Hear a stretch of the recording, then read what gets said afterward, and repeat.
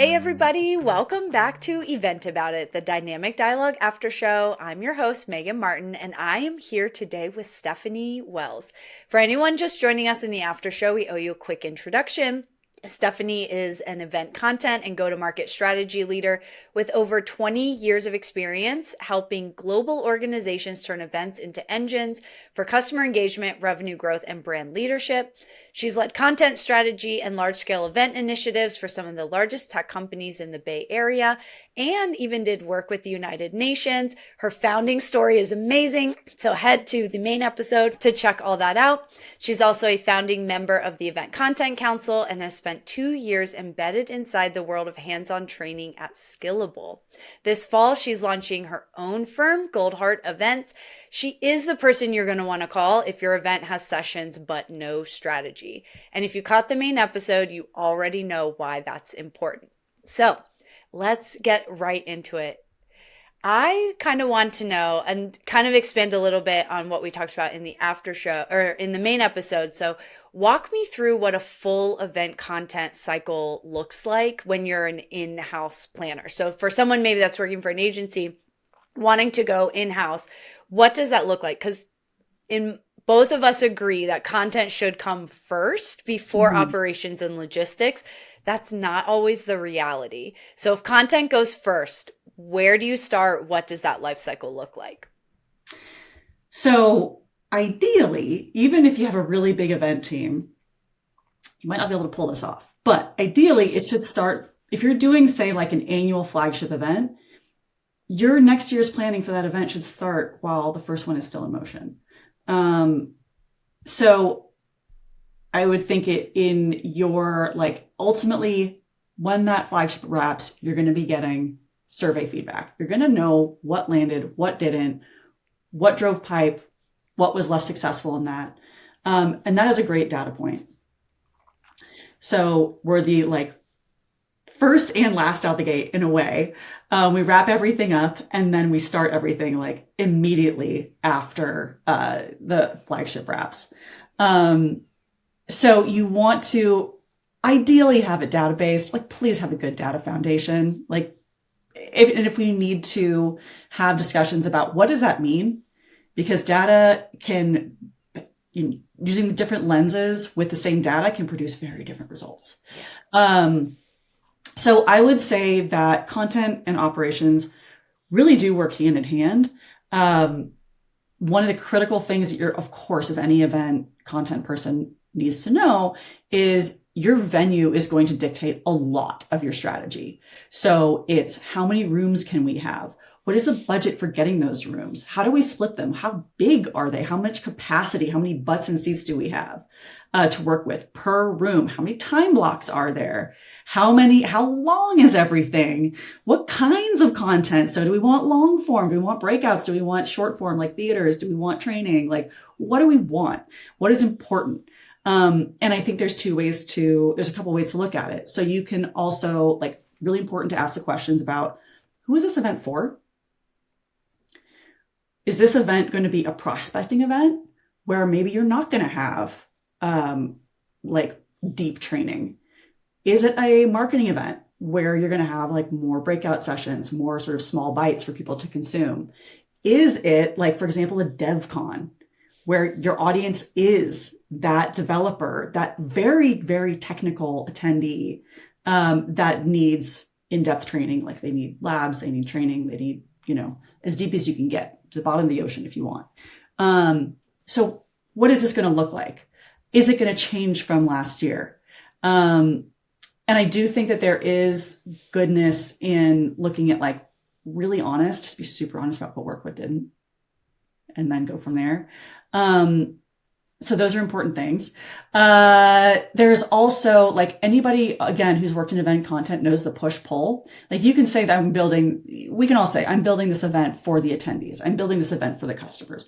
We know that there's going to be business drivers. We know that there's going to be, we're not here in the room just to glad hands and like kiss babies and stuff like that. That's really not why we're here. We're here to move product, right? We're here to for the pipeline. We're here to, basically help sales, help us keep our jobs. So yeah. You have to understand how those business drivers are woven into the content that you're going to be planning. I think it's also really important to understand what is going to be foundational, what is probably not going to change, and what is going to be fluid.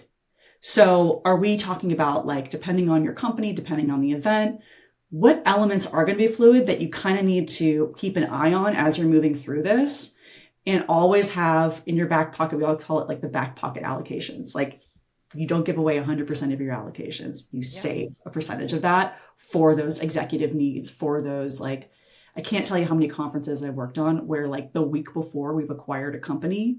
And so all of a sudden we have to have 3 sessions about this company, like in like a week before, or 2 weeks before an event. And so you use that back pocket allocation for things of that nature.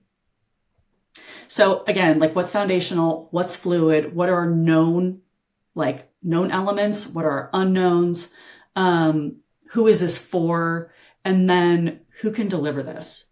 There's so much nuance in it. There's just so much, like, do we want the people who are the audience draws? Do we want to give new people a chance? Do we want them to be mostly customers? Do we want them to be mostly partners? Do we want them to be salespeople? Do we want them to be SMEs? Like, what do we want? And I think, like, at the end of the day, one of the things that I have learned is the reporting, especially if you're a high growth company, especially, your reporting is going to be your gold. Like, it is going to be something that if you don't nail it and be thoughtful about it before, like way before the event launches, then it's going to be kind of meaningless. So take the time in your event, in your strategizing, in your, like, overall event planning. What do you want to ask? How do you want to measure this? Do you want to measure it the same way you did last year for continuity? Are there other elements that we should be measuring this year? How are we going to do that? And make sure that, like, everybody who needs to measure that knows what they're supposed to be measuring. I've gone through major conferences where we were not thoughtful enough and communicated enough of what we needed. And just our data analysts, like, they didn't know, because they're not event content people. Correct. So they pulled out data. Like, it was really good work, but it wasn't data that was meaningful to us and didn't push us forward.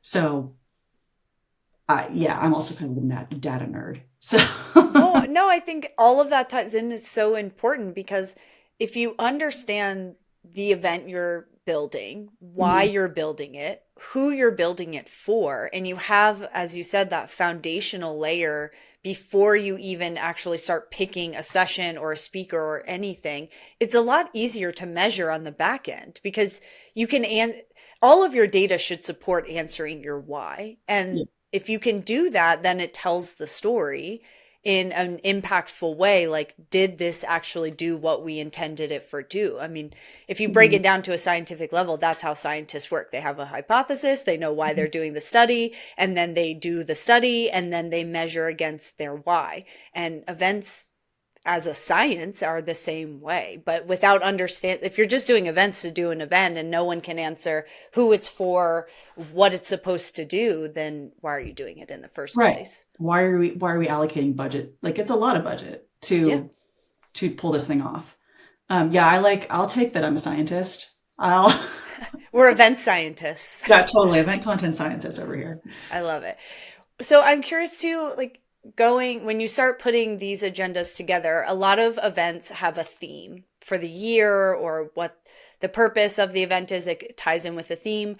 I have found that majority of the time, attendees cannot necessarily regurgitate what that theme was. So I think a lot of times we create these themes and try to connect it all together with, a red thread, and the participants generally don't know what that theme is at all. So how do you then start tying this content together to really tell a story arc over the one day, multi-day event, maybe hour-long event? How do you structure that content to tell that story and have that story arc when majority of them don't even understand the theme, or your participants don't know the underlying foundation of the why and who and all that? Like, they have different perspective. Yeah, I found, I'm going to swing big here, be really honest. I feel like a lot of event sort of themes or subheadings is word soup. Like it really doesn't, like, again, my opinions on AI are quite strong too. But like, if I see another event, like the company X company here, colon, your AI leader, like, or your AI conference, the AI conference, the realist AI, like, come on. Like, does that, do you really think that drives attendance? Like, no. So why have it? I think that also if you do, so let's just say, again, swinging big, let's just get rid of like overall event themes, like on paper. I don't think it's a very good marketing tool. It doesn't really sell a lot. Your company should be your biggest branding. Um, and there are ways, though, of course, of like having an internal red thread. Like, I think it's a smart thing to do. I don't think it's necessary, but Okay. I think that it's smart. So it always should be, keynote lands the big messaging. And then usually what happens is there is like a technical drill down. So what I've seen work the best is sort of breakout session format of you have one um, uh, subject matter expert. I said student matter, not student matter, subject matter expert on stage with usually somebody who's more on the business side of like why this should be important to your business and how do you make it impactful to your business. So you kind of have like the subject matter expert and then the application layer. So the Yeah, person who's applying all of that to their real world scenario of like, here's yeah, how you would use this in your everyday. yeah. This is the why. This is what the results are, how they're going to change your business. This is the how of how we're actually going to implement that. Um, those are what I've seen the most successful because there's people in your audience, especially if you're doing like a big flagship conference, who are both. Usually people show up who are not like everybody's wearing a little bit two hats, or they're taking information back to their team who are maybe in a different, maybe they're more sales or maybe they're more technical, and you want to make sure that you address both sides of this. Um, so there's that red thread. Usually there's a few of those coming from keynote or whatever keynote, if you're doing multiple keynotes over multiple days. Then you kind of like supplement that with maybe short form content. So say theater sessions or even like demos on the expo floor, interactive demos, things like that. And for the real hands-on part of it, of course, labs. Um, Sometimes that can be more challenging, just to be totally honest. Debuting net new stuff, like if you're at a DevCon and something goes wonky, that's because it's brand new out of the box, like that day. It was under embargo. And so it might be a little like you're kicking the tires on it. But I think that's the general gist of how the red thread goes. Again, I feel like we're over indexing on the red thread. I think that like, of course we should have a content North Star. Of course, like absolutely. But I do feel like event teams spend a lot of time gilding the lily. And really trying to refine what that looks like. And I think that time can be spent in other ways. Our attendees are intelligent. Yeah, I agree with that 100%. So, with all of that, I think that's a great framework to follow. Where does then sponsored content come into that? Because a lot of times I think we build these great agendas and then we do it, as the very first thing. We're like, this is what we're trying to accomplish. These are the keynotes. This is how we're going to build breakout sessions and labs after the keynotes to build that story arc. And then sales goes out, and now all of a sudden you have 15 sponsored breakout sessions and that Mm-hmm. have to fit into this narrative that you've built. So, where's the balance of sponsored and owned content? That's a great question. Um, Lovingly, anybody who's worked with sponsored content knows that it is a different beast.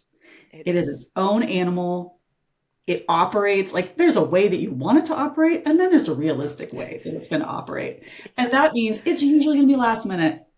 It might be completely off topic. Like you have no idea. You really hope that it's not a sales pitch. Like you really hope. And I think over the years, I've seen event teams get a lot more helpful in communicating to their sponsors about like, hey, this is the theme that we're doing.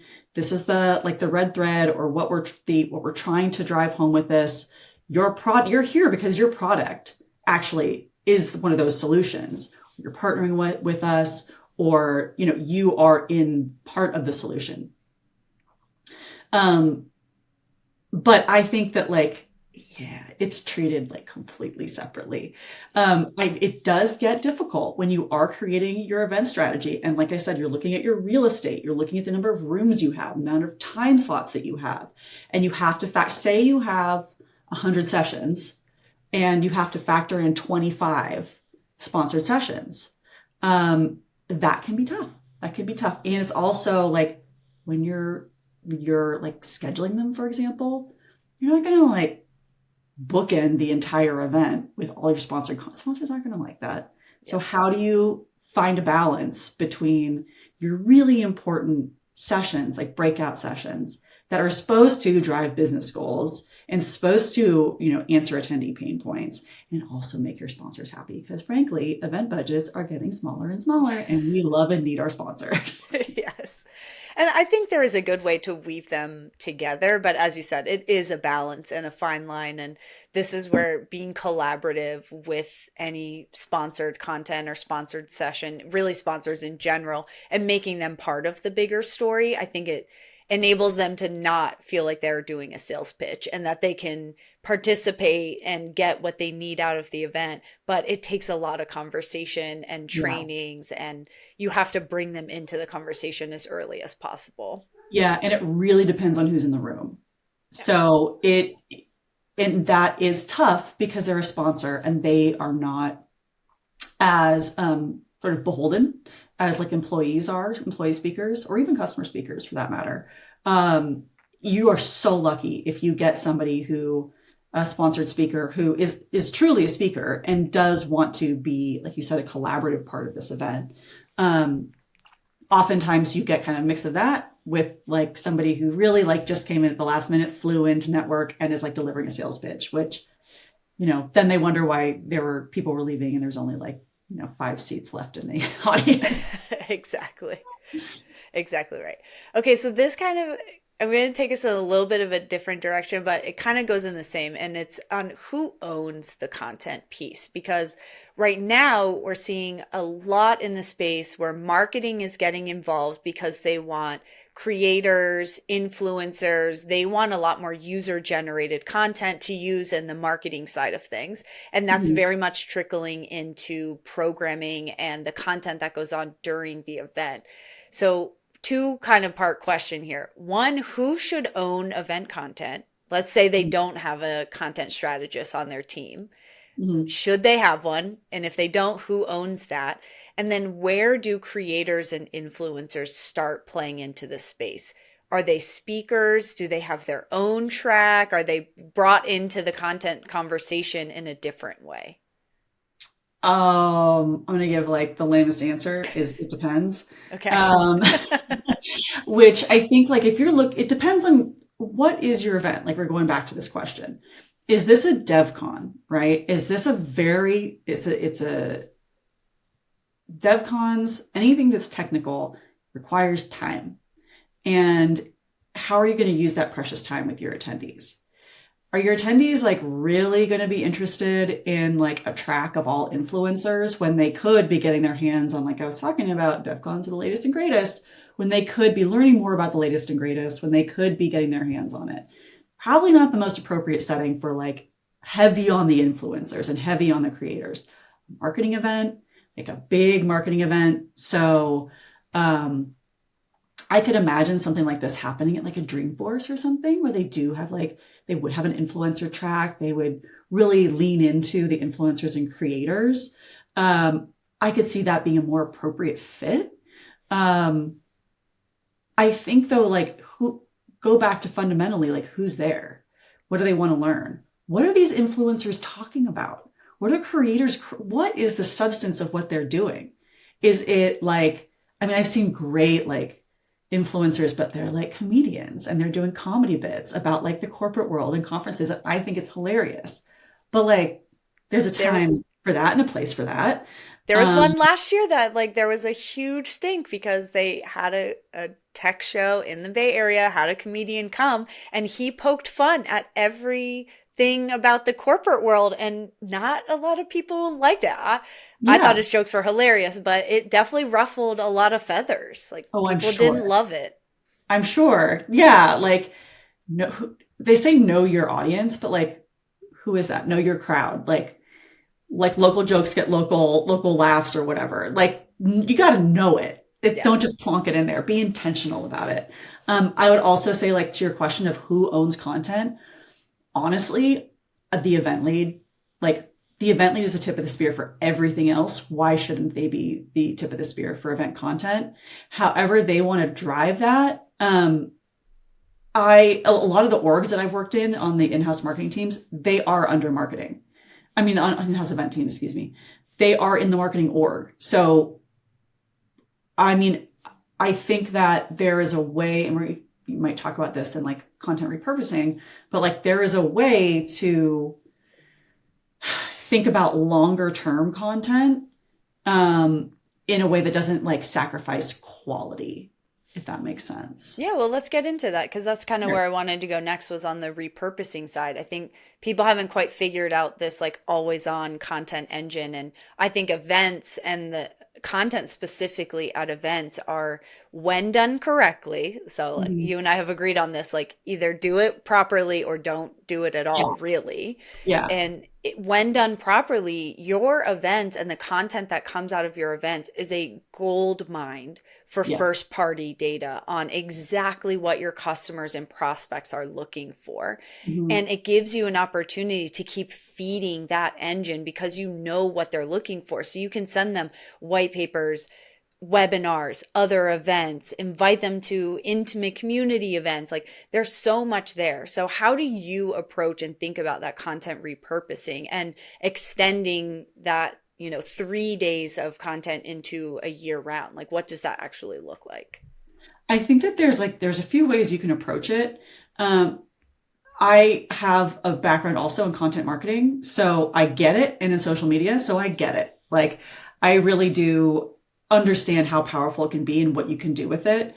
Um, I think that oftentimes it's not the reason why it doesn't get used, like do it right or don't do it. The reason why, like, I don't think it gets done right is because frankly, we don't have enough time. Yeah. We're thinking about how to get butts in seats, how to have those like audience acquisition plays. We're thinking about how to like address budget, nail down all the content we have to. Teams are leaner than ever. Ideas, visions are bigger than ever. Like, how do we accomplish that? And then we rarely think about like really intentionally and thoughtfully and take the time to look at what are we going to do with this event, post-event content? How are we going to make it impactful across content marketing? So are we looking at like blogs? Are we looking at like, hey, these are my top 5, my top whatever takeaways from this conference? Are we looking at social media? Are we looking at activating sales? Like, what does that look like? Yeah. And does that mean we're doing it for every piece of content delivered at the event? That's expensive. Like, it just is. It's very expensive. And so I think to have those conversations with not only your marketing team, not only your content marketing folks and your your communications team, also with sales beforehand. I know that marketing and sales are sometimes like frenemies, like we're sometimes like oil and water, but really we're arm in arm through a lot of this. So try to understand for sales what is most impactful to them rather than the other way around. And we just from events dump a ton of content on them, and then they have to spend time sifting through it and finding exactly what they need, or coming back to the event team and saying, hey, I'm looking for this tiny clip of this tiny thing. Let's be strategic together and say, this is what you guys are going to get at the end of this. Yeah. Like, this is as much as we can tell you about what's happening. And this is what, we can't do everything. We do have limits. If you had the biggest budget in the world, you could do all of it. But like, partnering together, especially these days, and getting ahead of it is so crucial to success.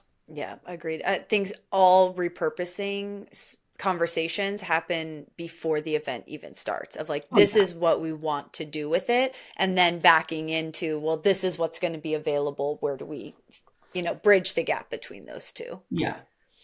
I think that's great. Well, one thing also we've talked a little bit about, and I think sometimes people forget this, that when we talk about first party data coming out of these events, and we talk a lot about marketing and sales, but there's so much more in there too. And we're going to get into some of the hands on learning and how you structure that at an event and not just talking heads.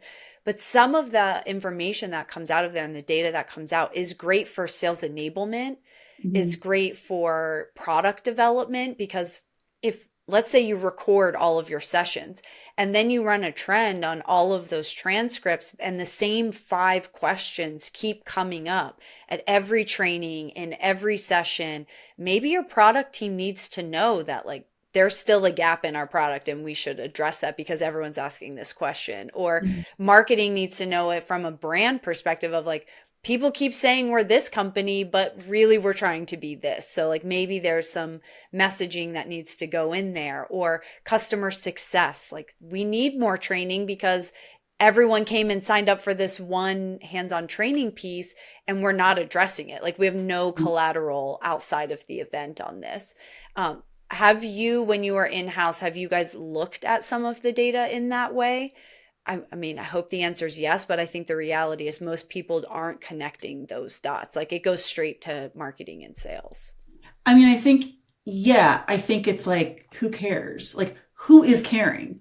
So I think what I've seen at enterprise is that um, it's this so big, and it's really about like an event to most of the company is a moment in time, right? Correct. Like, and I can't tell you how many times, like, for example, here's an example. When I was at Skillable, our largest customer is Microsoft, by and large. Microsoft, huge, huge, of course, global mammoth in the tech industry. And they have what they call Update Tuesdays. So everything updates on a Tuesday. Well, guess what also happens on Tuesdays? Events go off on a Tuesday. So what would happen is everything would update. It would like if there's an update, it's likely it's going to kind of mess up what you're trying to deliver.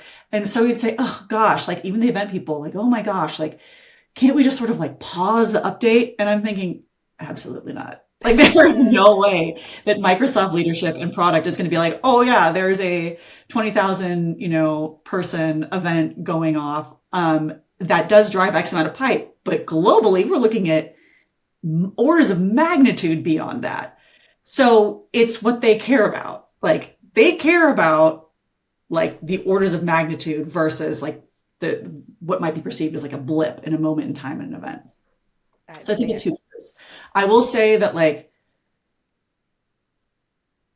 I do think it helps again if the leadership is on site and does see it. So if your chief product officer is on site and does sort of like bop into sessions and see like, okay, well, I'm going to go into this one, I'm going to go into that one, and I'm going to listen meaningfully and hear what people are talking about and listen to like the Q&A portion, that can really help. I'll also say that like my latest company was a much smaller company. So it was like 300 people. And the crux of it was a platform. So, and it's an incredible platform.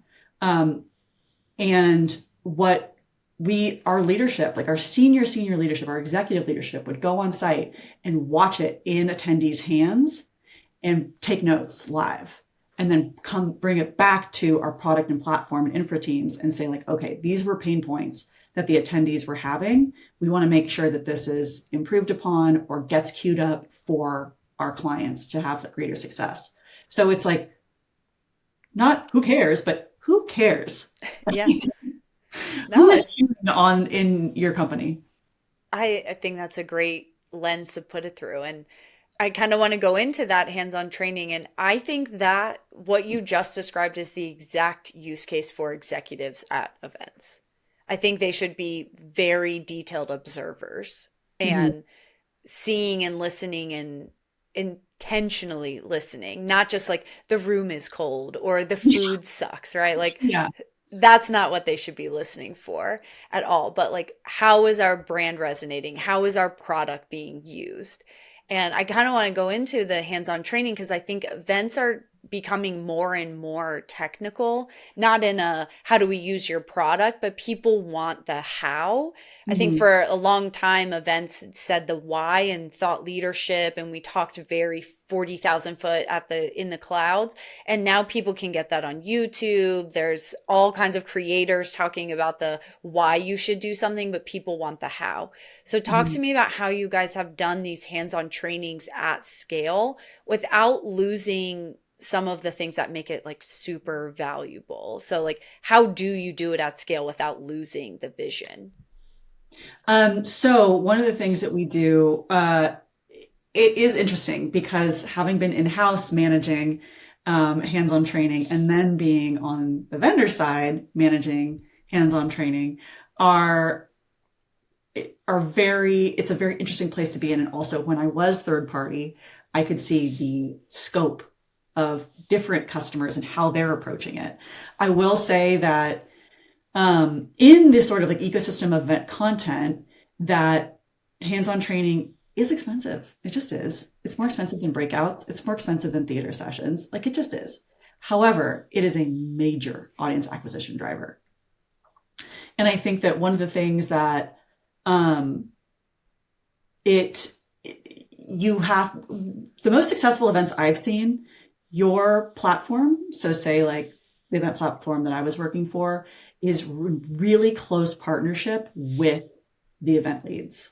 So they are understanding ahead of time and they're understanding what those not just pain points are in terms of content, but technical pain points. So meaning like, how are we going to, overcome this hurdle? Like we're talking about, sometimes it is fundamental foundational content, or sometimes it is net new content. How are we going to partner together, get ahead, get in front of this to deliver like an alignment with their vision, and make sure that the attendees are happy. I think it's also super helpful when we say like, hey, by the way, we've seen this happen with this certain company in hands-on training and that wasn't successful, or vice versa. We've seen it with another company and this approach was successful, just to let you guys know. But yeah, I think that it is, despite being a big budget line, it is, I've seen conference over conference and company over company, it is well spent. Attendees are usually really happy to have it there, and it does get people to attend the conference.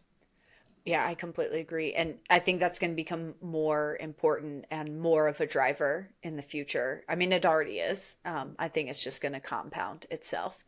So Mhm. that lends me to now a question. This is a hot debate in the events world, so I want your take on it. And that is celebrity keynotes. I think keynotes are important. Thought leadership at events is important. We still want to have sort of the bigger picture 40,000 foot view of topics. But what's your stance on celebrity keynotes? I think they're a really big budget line. I think it goes back to this was a topic before COVID, It right? was. This is not new. No. And again, after COVID, everybody knows attendee attention spans are so short. Yeah. I'm super guilty of it, like super guilty. Like you've got to hold my attention for like 90 seconds for me to buy in, and that's tough. Yeah. Um, it's the what? It's the substance of what they're talking about. It's how deep these celebrities are willing to go. And I'm not talking about like the Adam Grants of the world and the folks who like they make their, or like even oh goodness, But Malcolm Gladwell. Their business is thought leadership. Like that's what they're doing. I'm talking about like the actors. yes, I What agree. are Because like they? Adam Grant, Malcolm Gladwell to me are practitioners. They're Yeah, just well-known they're very well practitioners. known. Yeah. Right. Yeah, exactly. Like they're in a different category. I'm talking about like pure straight up actors. Like there are ways to do it though. And I'll share one way that I found it to be successful. Okay. I think we can all think of plenty of ways where it's unsuccessful. For sure. But one year, I was working for Tableau.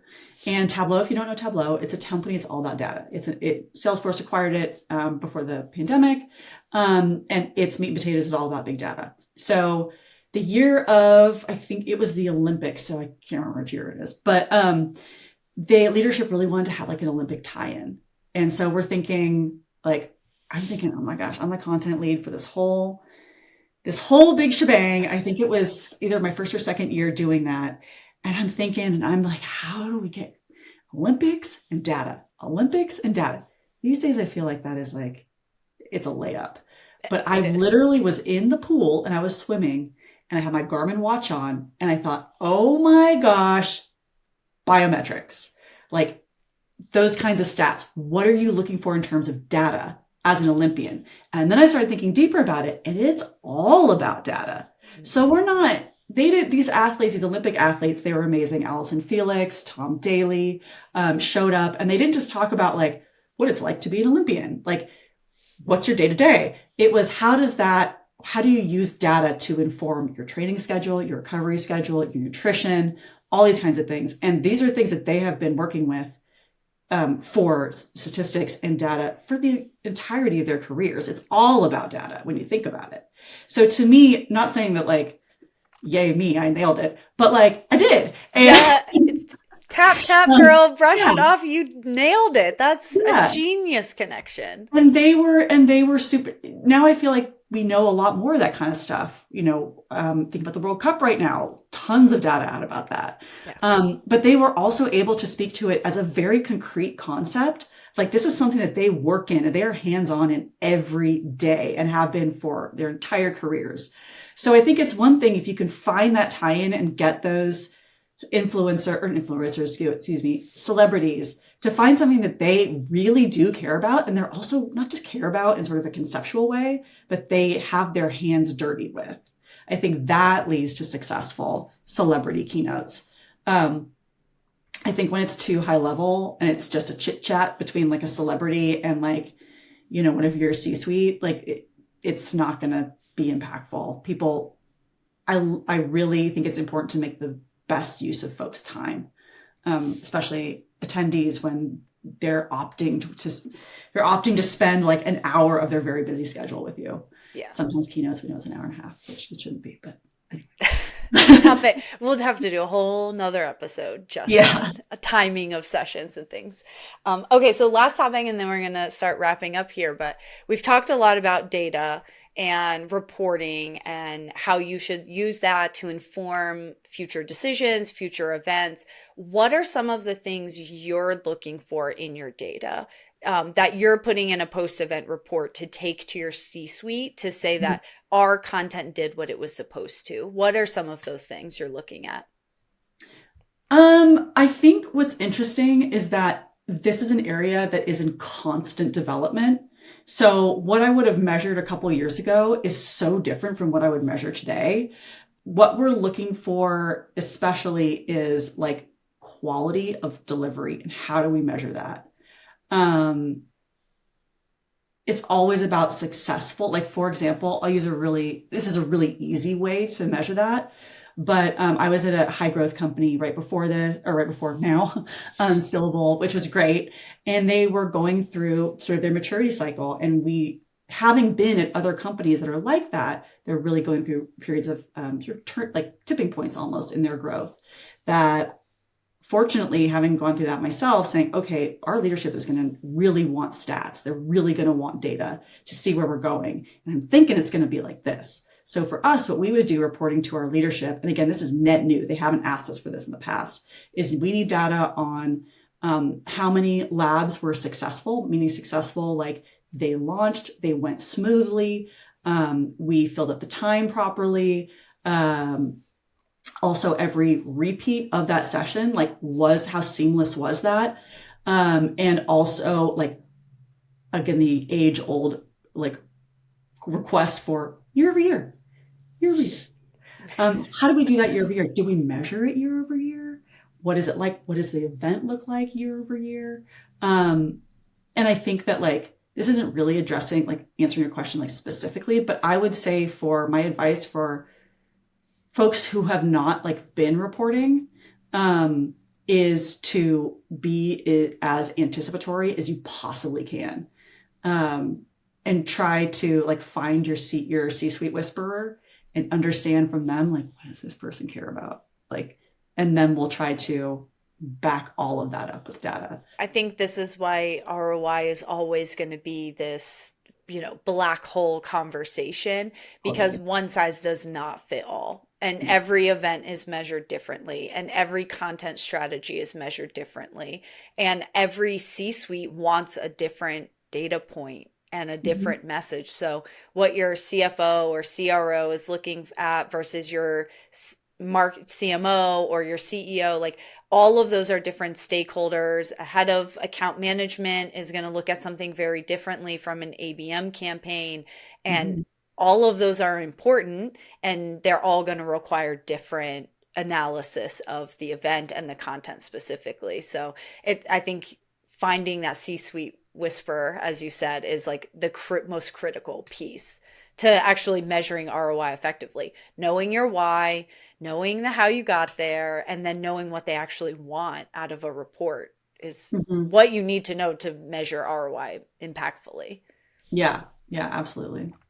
Okay, well, let's wrap up because I have loved all of this conversation, and your background is so diverse, which is such a superpower for you.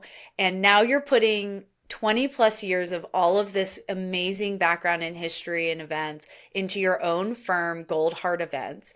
So tell me a little bit about why now? Why are you betting on yourself now? And how are you going to bring this diverse resume all together into one place under Gold Hearts? Sure. Why am I betting on myself now? Like it just feels like the right thing to do at this time. It's something that I've explored, like you said, a lot of areas, and this is one area I haven't explored yet.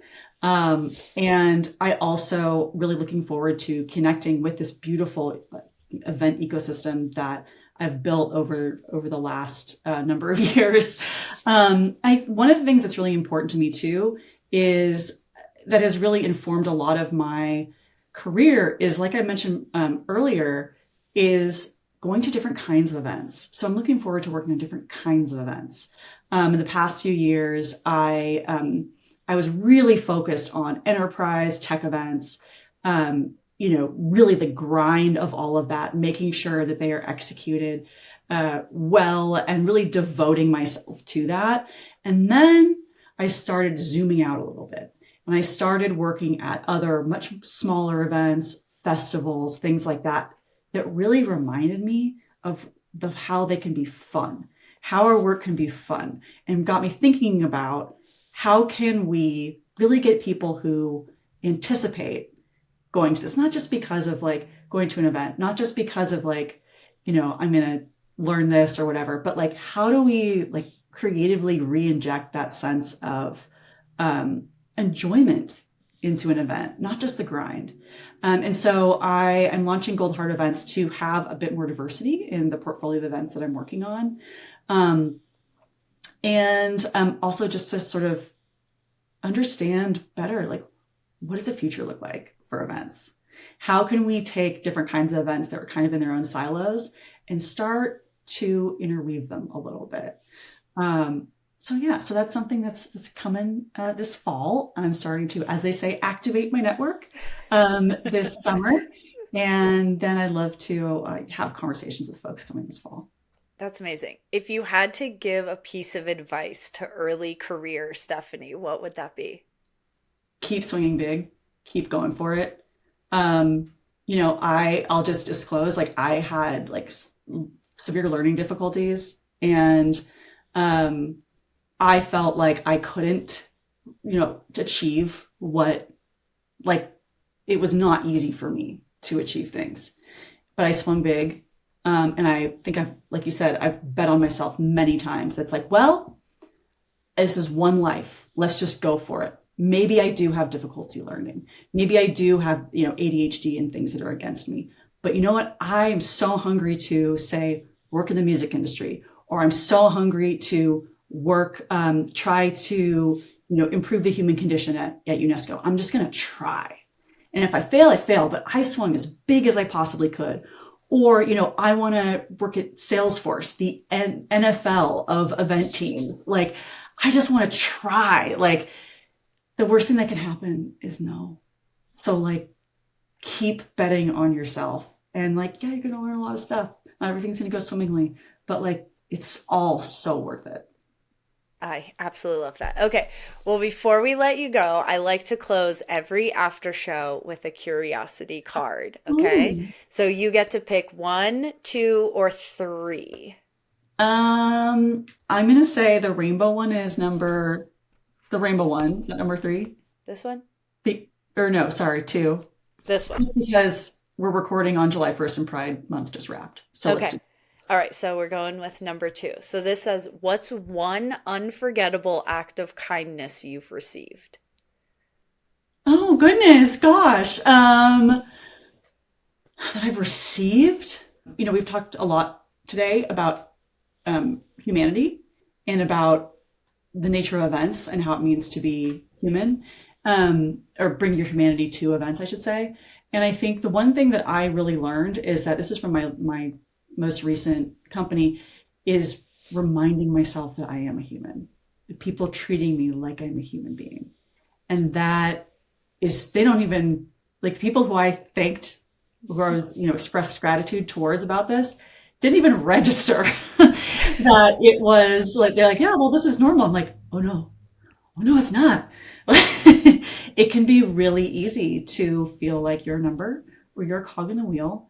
And it's been such a kindness to work in an environment where I do feel like I can show up as myself authentically and be treated with just human kindness. Like, I'm very grateful for that.